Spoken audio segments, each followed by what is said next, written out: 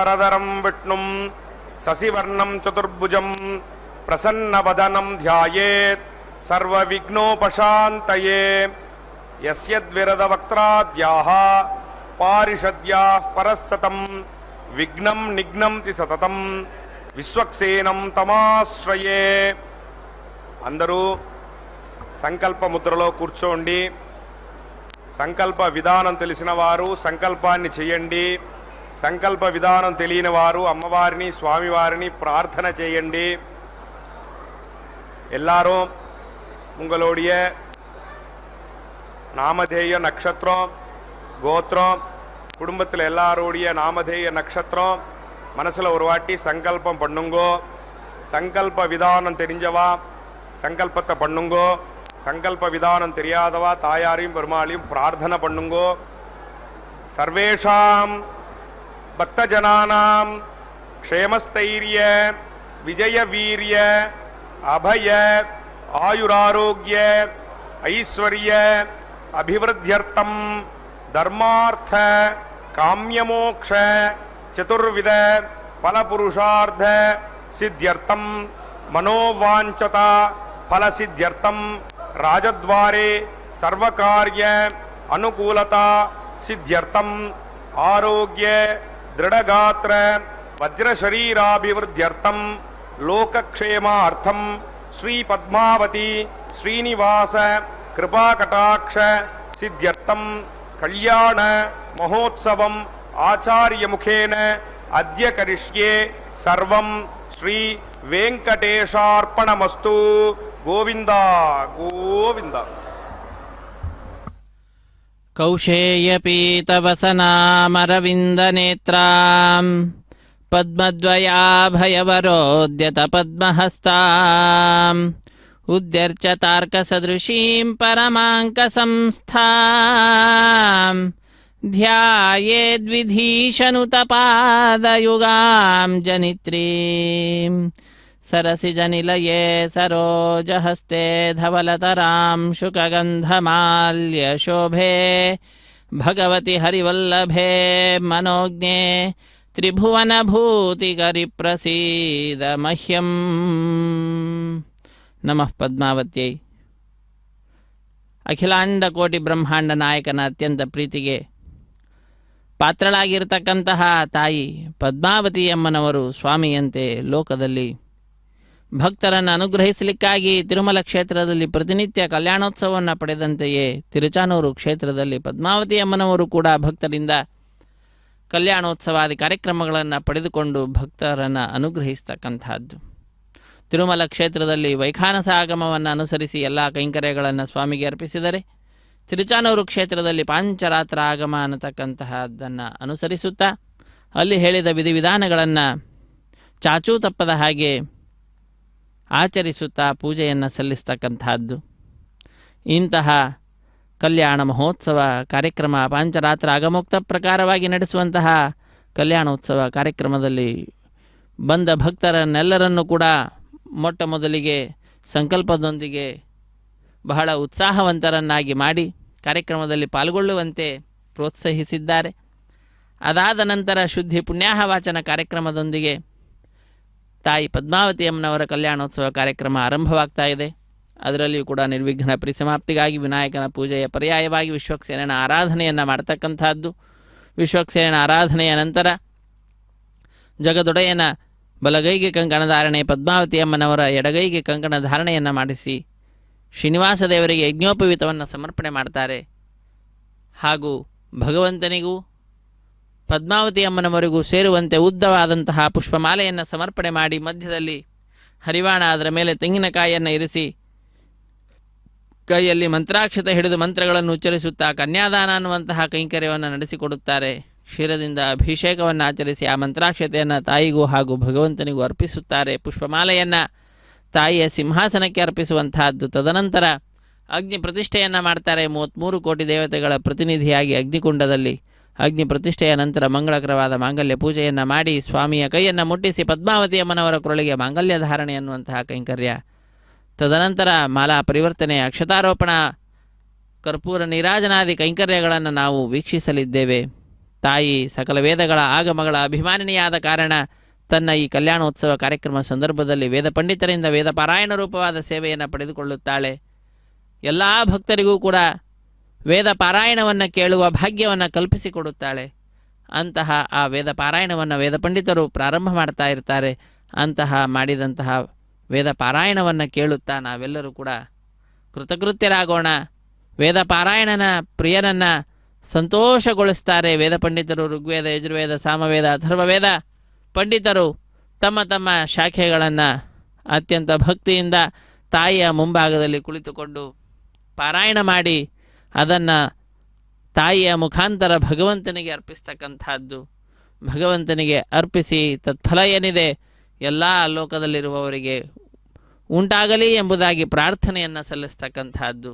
ಅರ್ಚಕ ವರೇಣ್ಯರು ಪಾಂಚರಾತ್ರ ಆಗಮದಲ್ಲಿ ಹೇಳಿದ ವಿಧಿವಿಧಾನಗಳನ್ನು ಅನುಸರಿಸುತ್ತಾ ಶುದ್ಧಿ ಪುಣ್ಯಾಹ ವಾಚನ ಕಾರ್ಯಕ್ರಮವನ್ನು ನೆರವೇರಿಸಿಕೊಡುತ್ತಾ ಇದ್ದಾರೆ. ಬೆಳ್ಳಿಯ ಹರಿವಾಣ, ಅದರ ಮೇಲೆ ಅಕ್ಕಿಯನ್ನು ಇಟ್ಟು ಒಂದು ಕಡೆ ನೈವೇದ್ಯಕ್ಕೆ ಬಾಳೆಹಣ್ಣು, ಮತ್ತೊಂದು ಕಡೆ ಬೆಲ್ಲವನ್ನು ಇರಿಸಿದ್ದಾರೆ. ಮಧ್ಯದಲ್ಲಿ ಕಲಶ, ಅದರ ಮೇಲೆ ತೆಂಗಿನಕಾಯಿ ಕಲಶದ ಮಧ್ಯದಲ್ಲಿ ಮಾವಿನ ಎಲೆಗಳು, ಅದರ ಮೇಲೆ ಪುಷ್ಪಮಾಲೆಯನ್ನು ಸಮರ್ಪಣೆ ಮಾಡಿದ್ದಾರೆ. ಬಹಳ ಭಕ್ತಿಯಿಂದ ಗಂಗಾದಿ ಸಕಲ ತೀರ್ಥಗಳನ್ನು ಆ ಕಲಶದಲ್ಲಿ ಕಂಠೆ ರುದ್ರಸಮಾಶ್ರಿತಃ ಮೂಲೆ ಪವಿತ್ರೇಣ ಪುನಾಹಿಮ ಶುಕ್ರೇಣ ದೇವದಿ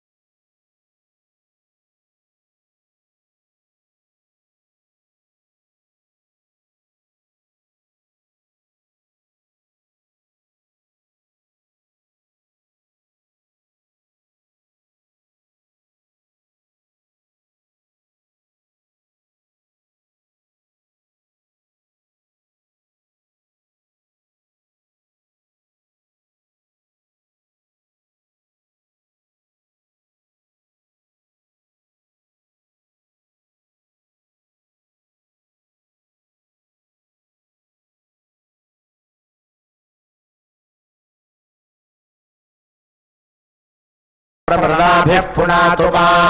जातवेदमोर्जयन्त्या पुनातु भूर्भुवः स्वः तच्छयोरावृणीमहे गातुं यज्ञाय गातुं यज्ञपतये दैवे स्वस्तिरस्तु नः स्वस्तिर्मानुषेभ्यः ऊर्ध्वञ्जगातु भेषजम् शन्नास्तु द्विपदे शञ्चतुष्पदे ॐ शान्ति शान्ति शान्तिः।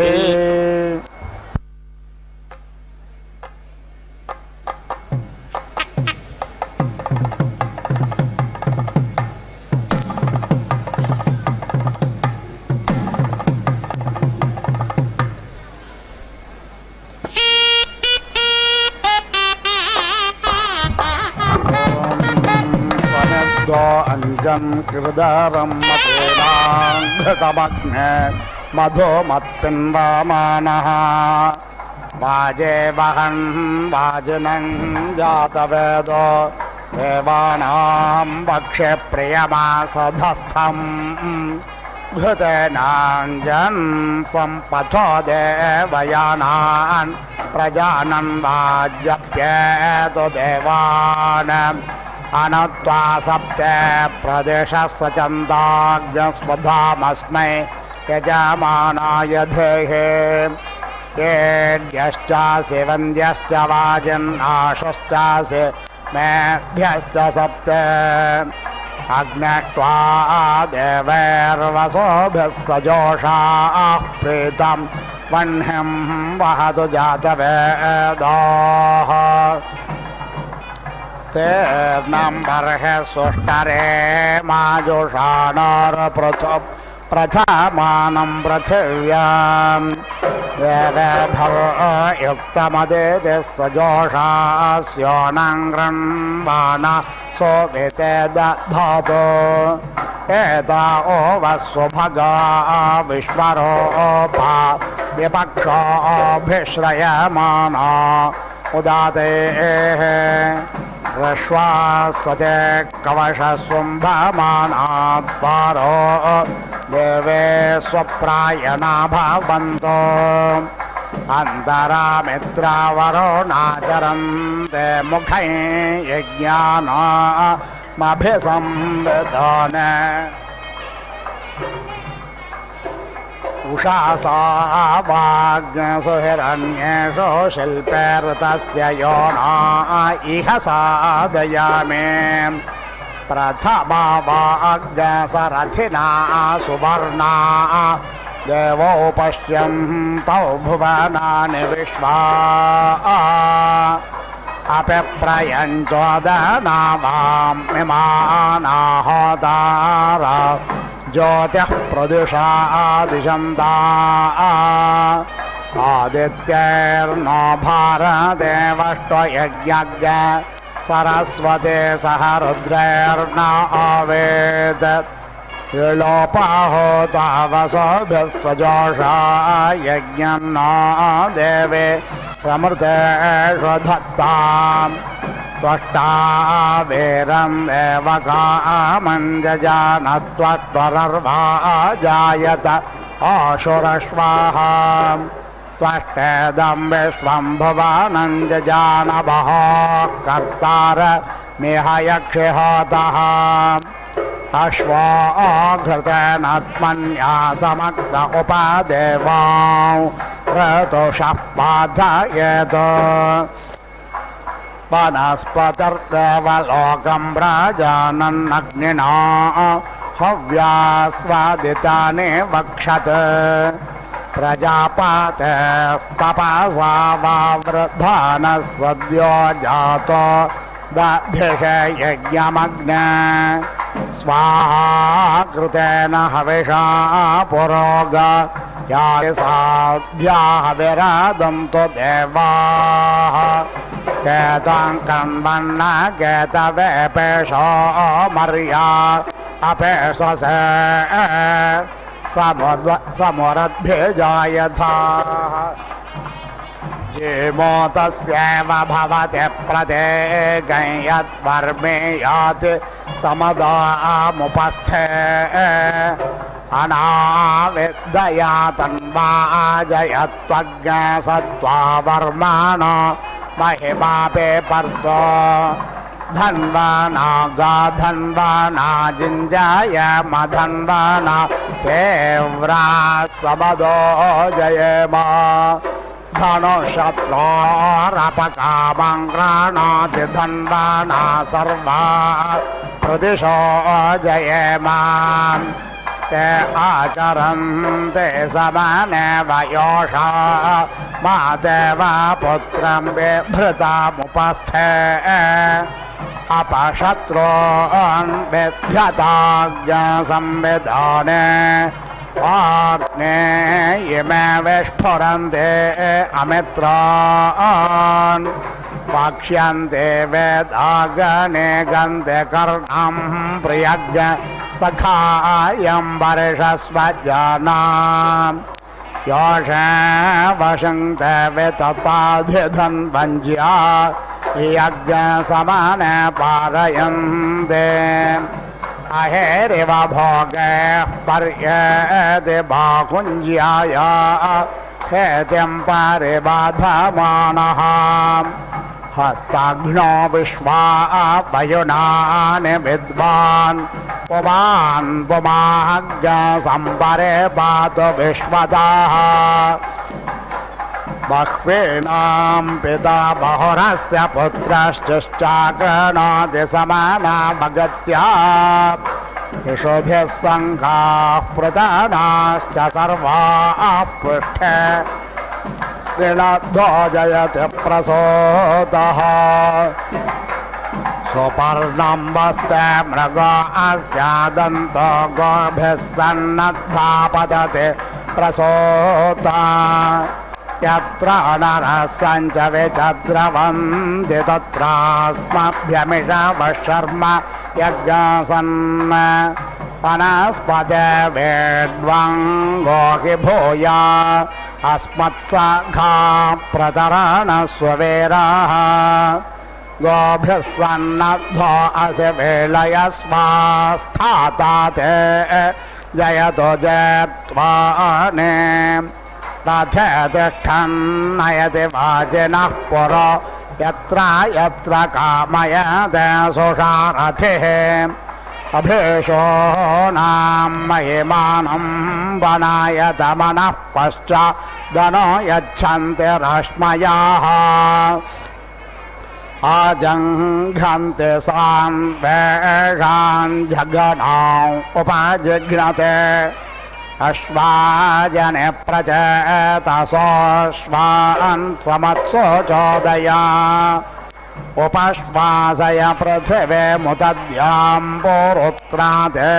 मनुतां विष्ठेदं जगत् सदुन्दुभे सजोरिन्द्रेण देवैर्दूराद्दवीयो अपासेधशत्रून् यदक्रन्दः प्रथमं जायमान उद्यन् समुद्रादुतवा पुरेषात् शेनस्य पक्षः ऋणस्य बाहोपास्तोत्यन् महे जातन्ते अर्वन् यमेन दत्तं धृतयेन मायो नगेन्द्रायणं प्रथमो अध्यतिष्ठत् गन्धर्वो अस्य रशनाम गृह्णात् सोरादश्वं वसवो निरदष्टः असेयमो अस्यादित्यो अर्वन्नशत्रुतो मुह्येन व्रतेन असि सोमेन समया विप्रक्त आहुस्ते त्रीणि दिवि बन्धनानि त्रीणेद आहुर्दिवि बन्धनानि त्रीण्यप्सुत्रीण्यन्तः मुद्रे उतेव मे वरुणश्चन्स्यर्वन्यत्राद आहुः पारमञ्जनित्रम् इमा ते वाजिन्नववार्जनानि मा शफानाग्रसनतुर्निधाना अत्राते भद्रारशना पश्यमृतस्य या अभिरक्षन्ति गोपाः आत्मानं ते मनसारादजानामवो दिवा पतयन्तं पतङ्गम् शिरो अपश्यं पथिभिः स्वगभिरेणुभिर्गेहमानं पतत्रे अत्राते रूपमुत्तममपश्यन् जगेषमानमिष आपदे गोः यदा ते मर्तो अनुभोगमानलादिग्रसेष्ठ ओषधेरजेगः अनत्वारथो अनुमर्यो अर्वन्ननुगावो नु भगकनेनाः अनुव्रातासस्तव सख्यमे युरनो देवाममिरवीर्यन्ते हिरण्यशृङ्गो यो अस्य पादा मनोजवा अवर इन्द्र आसीत् देवा इदस्य विरद्यमायन्यो अर्वन्तं प्रथमो अध्यतिष्ठत् हेत्मान्तासस्यलेकमध्यमासस्सज्ञ शोरनासो दिव्यासो अत्याः हग्सा एव श्रेणिषो यतन्ते यदाक्षेषुर्दिव्यमज्ममश्वाः तव शरीरं पतयत्पार्वन्तव चित्तं भात भद्रजेमान् तव शृङ्गो निविष्ठेता पुरुत्रारण्येषु गर्भोराणाचरन्ते उपप्रागाच्छसनं भाज्यर्वा देवद्रे च मनसा देध्यानः अजः पुराणे यतेनाभिरस्यानो पश्चात् कवयो यन्ते रेभाः उपप्रागात् परमयत्सधस्थमर्वाौ अच्छा पितरं मातरं च अद्या देवाञ्जुष्टतमो हि गम्या अथाशास्ते दासुषे पार्याने समेद्धो अद्य मनोषो दुरोणे देवो देवान्यजसि जातवेदः आजवः मित्रमहश्च कित्वान् त्वं दोतः कविरसि प्रचेदाः तनो न पात्पथरतस्य यानान् मध्वा समञ्जन् स्वादया स्वजिह्वा मन्मानिधिभिरुदयज्ञमृन्धन्दे वत्र च गृणोह्यध्वरलोः नराशग्रसस्य महिमानमेष उपस्तोषामयजतस्य यज्ञैः ये सुक्रतमश्व च यो धियं भास्वदन्ति देवाभयानि हव्या आजुह्वानयेड्यो वन्द्यश्चायाह्यग्ने वसोभिः सजोषाः त्वं देवानामसि यः महोता सेनान्यक्षे श्रुतो यजेयान् प्राचीनं बर्हिः प्रदिशा पृथिव्या वस्तोरस्यावृज्यते अग्रे अह्नाम् व्यप्रथते वितरं वरेयो देवेभ्यो अदितयस्योनम् यचस्वतेरुर्विया विश्रायन्तां पदेभ्यो न जनयश्वभामानाः देवेर्द्वारो बृहतेर्विश्वमिन्वा देवेभ्यो भवत सुप्रायणाः आसुष्वयन्ते यजते उपागे उषासा नक्ता सदतान्ययोनोः दिव्ये योषणे बृहते सुरुक्मे अधिश्रियज्ञ शुक्रपिशं दधाने देव्याहोतारा प्रथमा सुवाचा हिमाना यज्ञं मनोषो यजध्यै प्रचोदयन्ता विदथेषुकारो प्राचीनं ज्योतिः प्रदिशादिशन्ता आनो यज्ञं भारदेतो यमेत्पिला मनुष्वदिह चेतयन् ते तिस्रो देवेर्बर्हिरेदग्स्यो नग् सरस्वते स्वपसस्सदन्तो य इमे द्यावा पृथिवे जनित्रे रूपैरभिषद्भुवनानि विश्वा तमद्यहो दर्शितो यजेयान् देवं वष्टारमिह यक्ष विद्वान् उपावसृजत्मन्यासमञ्जन् देवानां पाथरदुथा हवेग्नषे वनस्पतिश्रमिता देवो अग्निस्वदं दुहव्यं मधोनाघृतेना सद्यो जातो व्यमिमेत यज्ञमग्निर्देवानामभवत्पुरोगाः अस्य होतः प्रदुश्रुतस्य वाचस्वाहा कृतज्ञ हविरादन्तो देवाः अग्नयः गायत्रायत्र वर्तेनाधन्दरायाष्टाकपाल इन्द्राय त्रेष्टोभाय पञ्चदशाय पार्घतायैकादशकपालो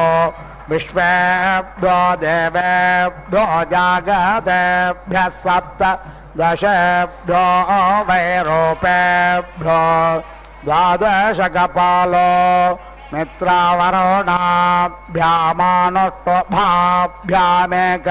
जिज्ञासाभ्यां वैराजाभ्याम् पयस्या बृहस्पतय पाङ्क्ताय तृणवाय शाक्वराय चरुस्सावित्र औष्णेहाय त्रयस्त्रिज्ञासाय रेवताय द्वादशकपालः प्राजापत्यश्चरुरदित्यै विष्णुपत्न्यै चरुरग्नये वैश्वानराय द्वादशकपालो नो मत्या अष्टाकपालः आग्नेय कृष्णग्रेव सरस्वती मेषे बभ्र सौम्यः पौष्णश्यामश्चेत् पृष्ठो बार्हस्पत्यः शिल्पो विश्वदेवः ऐन्द्रो अरुणो मारुतः कल्माष ऐन्द्राग्नः सग्नहेतो ध्वरामः सावित्रो वारुणः कृष्ण एकशितिपात्पेत्वाः अग्नयने गवदेरोहिताञ्जलनड्वा अधोरामो सावित्रो पौष्णो रजतनाभ्यवैश्वदेवौ पिशङ्गौ तो परौ मारुतः कल्माष आग्नेय कृष्णोजः सारस्वती मेषे वारुणः पेत्वाः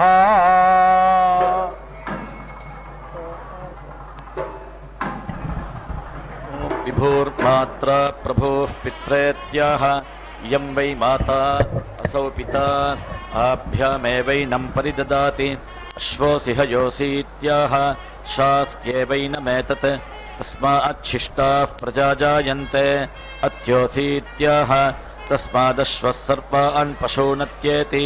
तस्मादश्वः सर्पेषां पशूनागश्रैष्ठ्यं गच्छति प्रेषश्रैष्ठ्यमाप्नोति य एवं वेद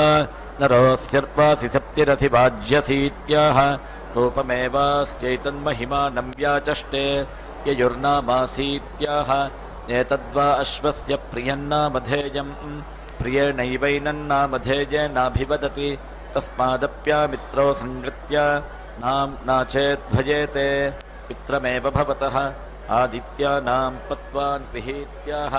आदित्यानेवैनं गमयति अग्नये स्वाहा स्वाहे इन्द्राग्निभ्यामिति पूर्वहोमान् जुहोति पूर्व एव द्विषन्तं धातृव्यमतिक्रामति भूरसि भुवे त्वा भव्याय त्वा भविष्यते त्वेत्सृजति सर्वत्वाय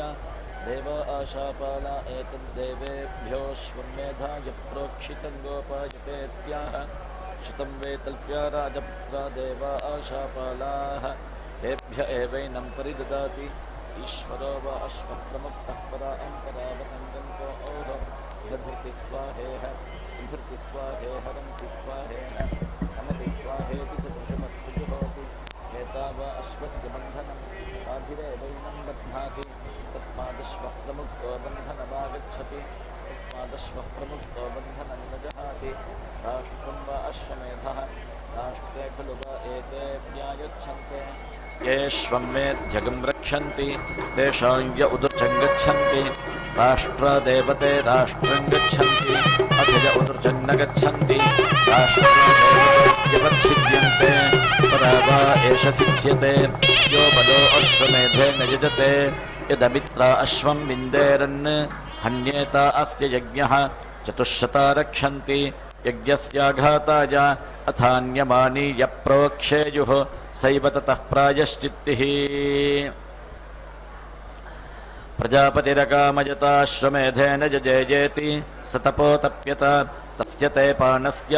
सप्तात्मनो देवता उदक्रामन् सा दीक्षाभवत् स एतानि वैश्वदेवान्यपश्यत् तान्यजुहोत् तैर्वै स दीक्षामवारुन्ध यद्वै ईश्वदेवानि जुहोति दीक्षामेव तैर्यजमानो वरुन्धे सप्तजुहोति सप्तहिता देवता उदक्रामन् अन्वहं जुहोति अन्वहमेव दीक्षामवरुन्धे त्रीणि वैश्वदेवानि जुहोति चत्वार्यौ उद्ग्रहणानि सप्त सम्पद्यन्ते सप्तवैशीर्षण्याः प्राणाः प्राणादीक्षा प्राणैरेव प्राणान् दीक्षामवरुन्धे एकविंशतिं वैश्वदेवानि जुहोति एकविंशतिर्वै देवलोकाः द्वादशमासाः पञ्चर्तवः त्रय इमे लोकाः असावादित्य एकविंशः एष सुवर्गो लोकः तद्दैव्यं क्षत्रं सा श्रीः तद्ब्रह्मस्य विष्टपं तत्स्वराज्यमुच्यते त्रिगुंशतमौ उद्ग्रहणानि जुहोति त्रिगुंशदक्षरा विराट् अन्नं विराट् विराजैवान्नाद्यमवरुन्धे त्रेधा विभज्य देवता अञ्जुहोति त्र्यावृतो वै देवाः त्र्यावृत इमे लोकाः येषान् लोकानामाप्यै येषान् लोकानां क्लृप्यै अपवा एतस्मात् प्राणाः क्रामन्ति यो दीक्षामतिरेचयति सप्ताहं प्रचरन्ति सप्तवैशीर्षण्याः प्राणाः प्राणादीक्षा प्राणैरेव प्राणान् दीक्षामवरुन्धे पूर्णाहुतिमुत्तमाञ्जुहोति सर्वं वै पूर्णाहुतिः सर्वमेवाप्नोति अथो इयं वै पूर्णाहुतिः अस्यामेव प्रतिष्ठति प्रजापतिरश्वमेधमसृजत तगं सृष्टन्न किञ्चनोदयच्छत् तं वै ईश्वदेवान्येवोदयच्छन् यद्वै ईश्वदेवानि जुहोति यज्ञस्योद्यत्यै स्वाहाधिमाधीताय स्वाहा स्वाहाधीतं मनसे स्वाहा स्वाहा मनः प्रजापतये स्वाहा काय स्वाहा कस्मै स्वाहागतमस्मै स्वाहेति प्राजापत्ये मुख्ये भवतः प्रजापतिमुखाभिरेवैनं देवताभिरुद्यच्छते अदित्यै स्वाहादित्यै मह्यै स्वाहादित्यै समृडीकायै स्वाहेत्याह इयं वा अदितिः अस्या एवैनं प्रतिष्ठायोद्यच्छते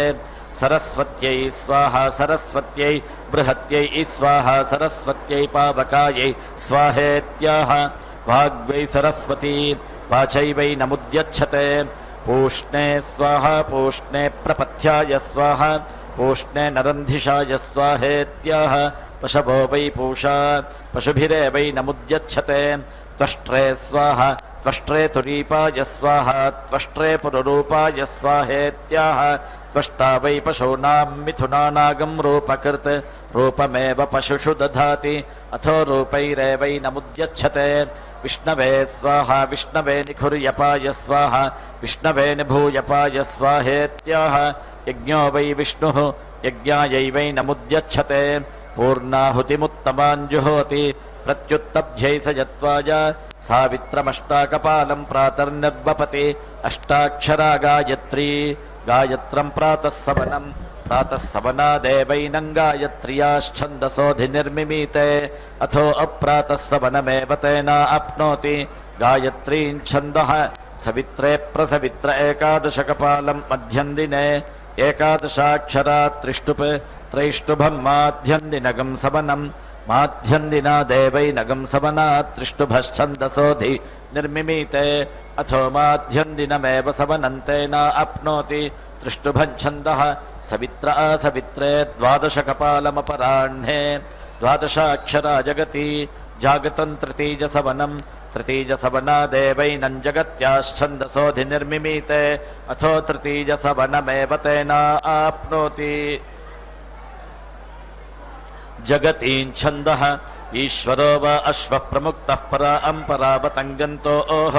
ఇహ ధృతి స్వాహేహ విధృతి స్వాహేహ రంతి స్వాహేహ రమతి స్వాహేతి చతస్ర ఆహుతిర్జుహోతి చతస్రో దిశః దిగ్భిరేవైనం పరిగృహ్ణాతి ఆశ్వత్థో వ్రజో భవతి ప్రజాపతిర్దేవేభ్యో నిలాయత అశ్వో రూపం కృత్వా సో అశ్వత్థే సంవత్సరమతిష్ఠత్ తదశ్వత్థస్యా ఆశ్వత్థత్వం యదాశ్వత్థో వ్రజో భవతి స ఏవైనం యోనౌ ప్రతిష్ఠాపయతి ఆ బ్రహ్మన్ బ్రాహ్మణో బ్రహ్మవర్చసి జాయతామిత్యాహ బ్రాహ్మణ ఏవ బ్రహ్మవర్చసం దధాతి తస్మాత్ పురా బ్రాహ్మణో బ్రహ్మవర్చస్య జాయత ఆస్మిన్ రాష్ట్రే రాజన్య ఇషవ్యః శూరో మహారథో జాయతామిత్యాహ రాజన్య ఏవ శౌర్యం మహిమానం దధాతి తస్మాత్ పురా రాజన్య ఇషవ్యః శూరో మహారథో జాయత దోగ్ధ్రీ ధేనురిత్యాహ ధేన్వామేవ పయో దధాతి తస్మాత్ పురా దోగ్ధ్రీ ధేనురజాయత వోఢా నడ్వానిత్యాహ అనడుహ్యేవ వీర్యం దధాతి తస్మాత్ పురా వోఢా నడ్వా న జాయత ఆశుః సప్తిరిత్యాహ అశ్వ ఏవ జవం దధాతి తస్మాత్ పురాశురశ్వో జాయత పురంధిర్యోషేత్యాహ योषित्येव रूपं दधाति तस्मात् स्त्रीयुवतिः प्रिया भावुका जिष्णुरथेष्ठा इत्याह आह वै तत्र जिष्णुरथेष्ठा जायते यत्रैतेन यज्ञेन यजन्ते सभेयो युवेत्याह यो वै पूर्ववयसि स सभेयो युवा तस्माद्युवा पुमान् प्रियो भावुकः आस्य यजमानस्य वीरो जायतामित्याह आह वै तत्र यजमानस्य वीरो जायते यत्रैतेन यज्ञेन यजन्ते निकामे निकामे नः पर्जन्यो वर्षत्वित्याह निकामे निकामे हवै तत्र पर्जन्यो वर्षति यत्रैतेन यज्ञेन यजन्ते फलिन्यो न ओषधयः पच्यन्तामित्याह फलिन्यो हवै तत्र औषधयः पच्यन्ते यत्रैतेन यज्ञेन यजन्ते योगक्षेमो नः कल्पतामित्याह कल्पते हवै तत्र प्रजाभ्यो योगक्षेमः यत्रैतेन यज्ञेन यजन्ते प्रजापतिर्देवेभ्यो यज्ञान् व्यादिशत् स आत्मन्नश्वमेधमधत्त तन्देव अब्रुवन् एष वाव यज्ञः यदश्वमेधः अप्येवनोत्रास्विति तेभ्य एतानन्न होमान् प्रायच्छत् तानजुहोत् तैर्वै स देवान् प्रीणात् यदन्न होमान् जुहोति देवानेव तैर्यजमानः प्रीणाति आज्येन जुहोति अग्नेर्वा एतद्रूपं यदाज्येन जुहोति अग्निमेव तत्प्रीणाति मधुना जुहोति महत्यैव एतद्देवतायै रूपं यन्मधुना जुहोति महतीमेव तद्देवतां प्रीणाति तण्डुलैर्जुहोति वसूनां वा एतद्रूपं यत्तण्डुलैर्जुहोति वसूनेव तत्प्रीणाति पृथुकैर्जुहोति रुद्राणां वा एतद्रूपं यत्पृथुकैर्जुहोति रुद्रानेव तत्प्रीणाति लाजैर्जुहोति आदित्यानां वा एतद्रूपं यल्लाजैर्जुहोति आदित्यानेव तत्प्रीणाति करं वैर्जुहोति विश्वेषां वा एतद्देवानागं रूपं यत्करं वा आह यत्करं वैर्जुहोति विश्वानेव तद्देवान् प्रीणाति धानाभिर्जुहोति नक्षत्राणां वा एतद्रूपं यद्धानाभिर्जुहोति नक्षत्राण्येव तत्प्रीणाति सक्तुभिर्जुहोति प्रजापतेर्वा एतद्रूपं यत्सक्तुभिर्जुहोति प्रजापतिमेव तत्प्रीणाति वसूस्यैर्जुहोति सत्त्वासां वा एतद्देवतानागं रूपं यन्वसूस्यैर्जुहोति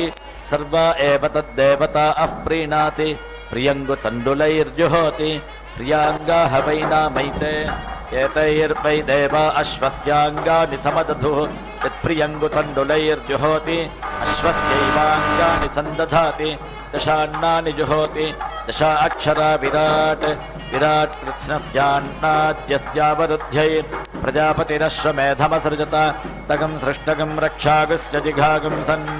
स एतान् प्रजापतिर्नक्तगं होमानपश्यत् तानजुहोत् तैर्वै स यज्ञाद्रक्षागस्य पाहन् यन्नक्तगं होमान् जुहोति यज्ञादेवतैर्यजमानो रक्षागस्य पहन्ति आज्येन जुहोति वज्रो वा आज्यम् वज्रेणैव यज्ञाद्रक्षागस्य पहन्ति आज्यस्य प्रतिपदं करोति प्राणो वा आज्यम् मुखत एवास्य प्राणं दधाति अन्नहोमान् जुहोति शरीरवदेवावरुन्धे यत्यासञ्जुहोति उभयस्यावरुध्यै नक्तं जुहोति रक्षसामपहत्यै आज्येनान्ततो जुहोति प्राणो वा आज्यम् उभयत एवास्य प्राणं दधाति पुरस्ताच्चोपरिष्टाच्च एकस्मै स्वाहेत्याह अस्मिन्नेव लोके प्रतिष्ठति द्वाभ्यागस्वाहेत्याह अमुष्मिन्नेव लोके प्रतिष्ठति उभयोरेव लोकयोः प्रतिष्ठति अस्मिग्गिष्टामुष्मिग्गिष्टा शताय स्वाहेत्याह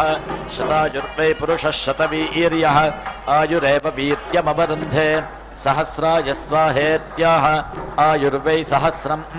आयुरेवावरुन्धे सत्तस्मै स्वाहेत्याह अपरिमितमेवावरुन्धे प्रजापतिं वा एष ईप्सतीत्याहुः यो अश्वमेधेन यजत इति अथो आहुः सर्वाणि भूतानीति एकस्मै स्वाहेत्याह प्रजापतिर्वा एकः तमेवाप्नोति एकस्मै स्वाहा द्वाभ्यागस्वाहेत्यभिपूर्वमाहुतिर्जुहोति अभिपूर्वमेव सुवर्गं लोकमेति एकोत्तरं जुहोति एकवदेव सुवर्गं लोकमेति सन्ततं जुहोति सुवर्गस्य लोकस्य सन्तत्यै शताय स्वाहेत्याह शतायुर्वै पुरुषः शतवीर्यः आयुरेव वीर्यमवरुन्धे सहस्राय स्वाहेत्याह आयुर्वै सहस्रम्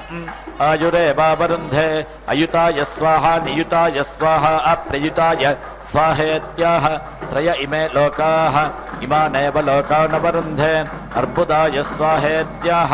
वाग्वा अर्बुदम् वाचमेवावरुन्धे न्यर्बुदाय स्वाहेत्याह यो वै वाचो भूमा तन्यर्बुदम् वाच एव भूमा नमवरुन्धे समुद्राय स्वाहेत्याह समुद्रमेवाप्नोति मध्याय स्वाहेत्याह मध्यमेवाप्नोति अन्ताय स्वाहेत्याह अन्तमेवाप्नोति परार्धाय स्वाहेत्याह परार्धमेवाप्नोति उषसे स्वाहा व्युष्ट्यै स्वाहेत्याह रात्रिर्वा उषाः अहर्व्युष्टिः अहोरात्रे एवावरुन्धे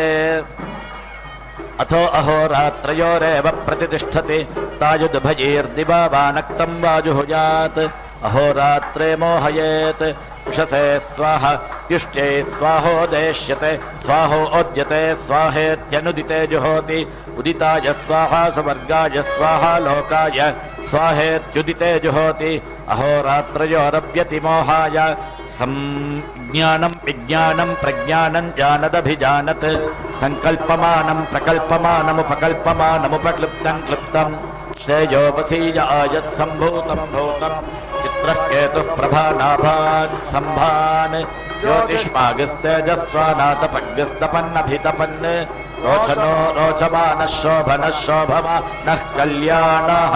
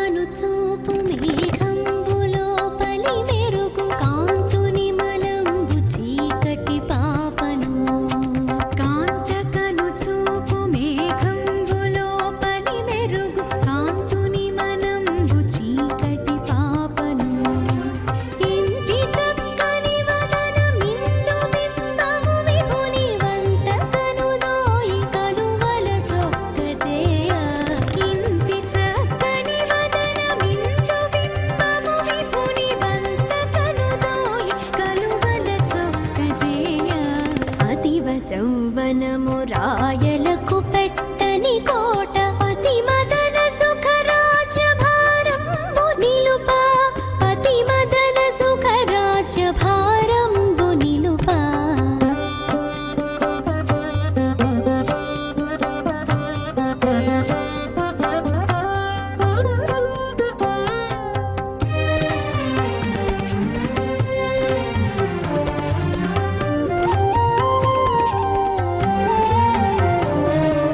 ఆలివేణి ధమ్మిల్ల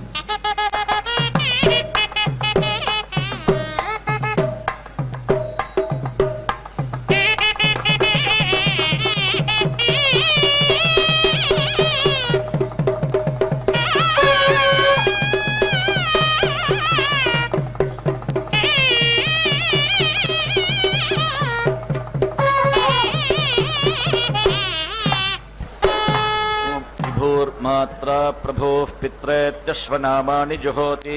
उभयोरेवैनं लोकयोर्नामधेयं गमयति